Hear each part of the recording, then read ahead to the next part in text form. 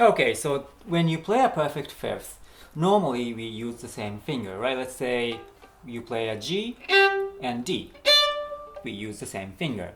And a lot of times we put the first finger or whatever finger on both strings at the same time, so you don't have to move around like this, Especially when you play something fast, this is important. Otherwise, you're gonna make this passage so much more difficult by moving your first finger, back and forth like this all the time. But there are times we should use two different fingers to play a passage. Okay, and we're gonna think about first why it's better to use two different fingers when it's so much easier to just use one finger. The problem with using one finger, especially with my fingers are okay, but see, my fingers are not the fattest fingers.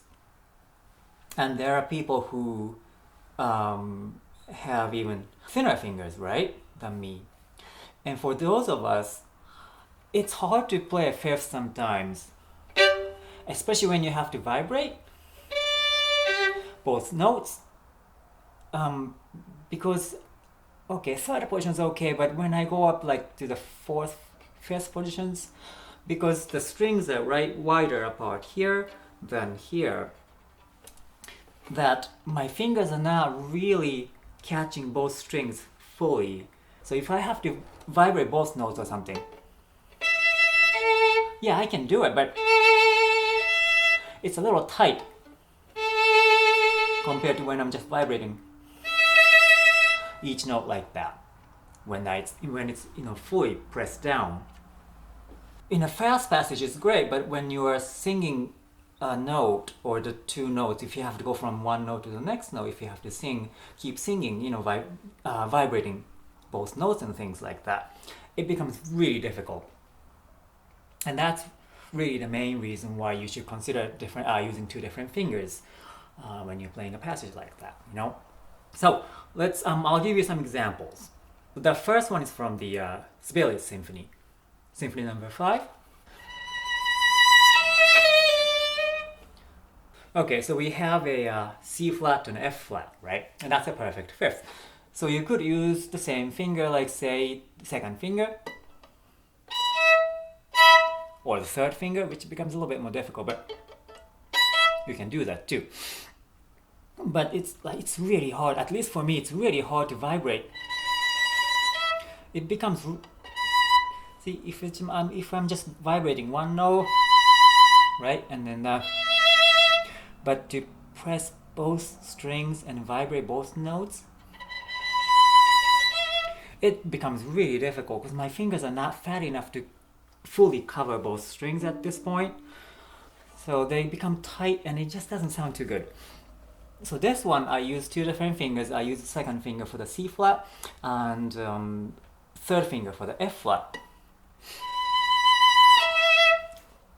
Then all of a sudden this becomes so much smoother, and because I'm fully pressing on both strings, right?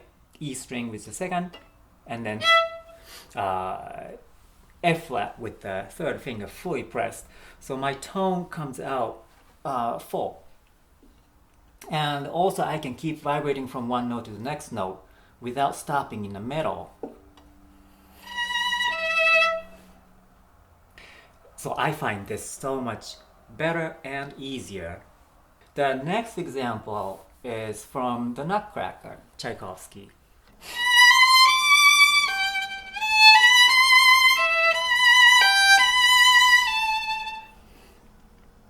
Okay, so this example, you play a fifth from the E to a B, right?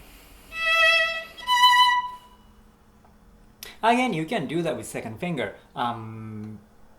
And you could cover both strings. If you have fat fingers, you may have no problem doing this. But with my fingers, I can cover both strings, but it's not ideal. It's not great.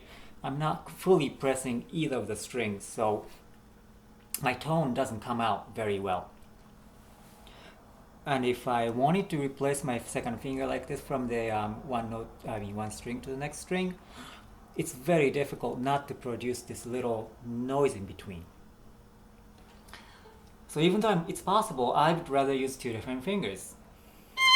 So I use 2 on the E and a 3 on the B. To me, this produces a lot better result. First of all, I can vibrate on the E,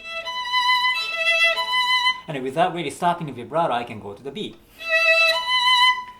And because I'm using 2 different fingers, the transition between the 2 notes is much smoother than when I'm trying to replace the second finger to the next to the E string.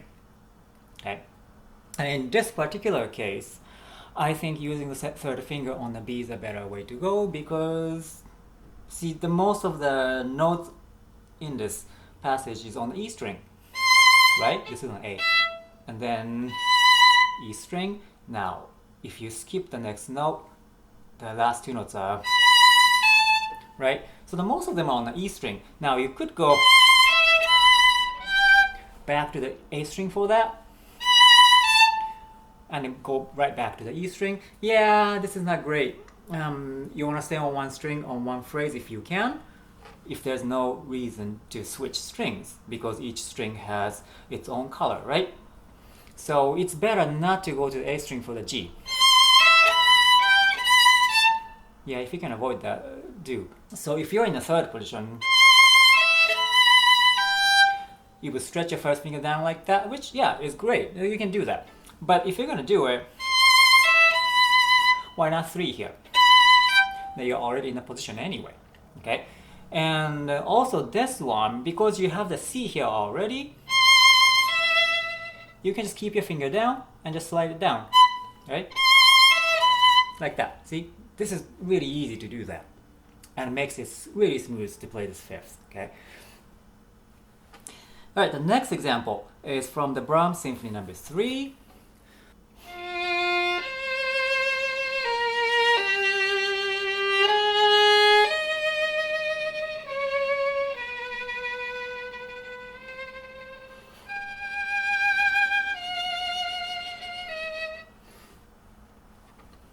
This is a really, really delicate spot.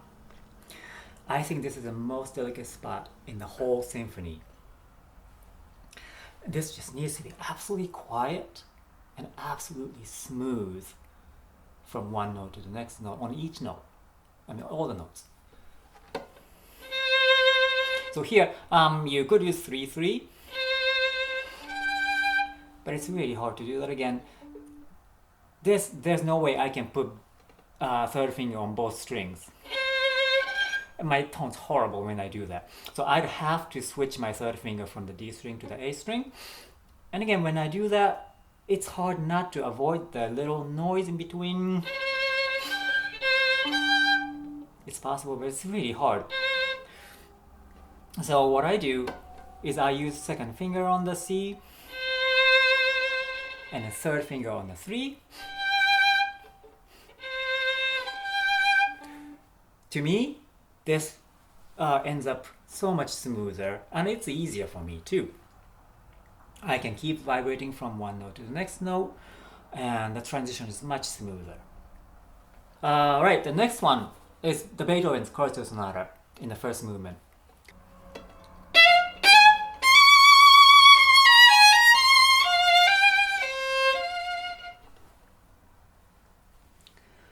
So this one, the fifth is here on the C to an F, right? Again, you can use 3-3, but I used 3 on this C, and a 2 on the F. To me, this ends up so much smoother. And again, see, this one has a slur on the notes, so you want to make it smooth, right? There shouldn't be any break. Including the vibrato, you want to keep vibrating from one note to the next note with no break in between. Now that's a lot easier when I use 2 different fingers. So these are some examples of when you can use 2 different fingers to play a perfect fifth. Now you have to study each case. Every case is different. There are times you should use the same finger to play a fifth, and there are times maybe it's better to use 2 different fingers. So you have to kind of think about it, whenever you come across a fifth. you should always keep that in mind on the back of your head, that you can use two different fingers to play a fifth. You don't have to use the same finger all the time. Okay, then that'll give you more options on your fingering choices, and hopefully you end up with a better result by having more options like this. Okay, right, so I hope this helps. Thanks for watching, and I'll see you next time.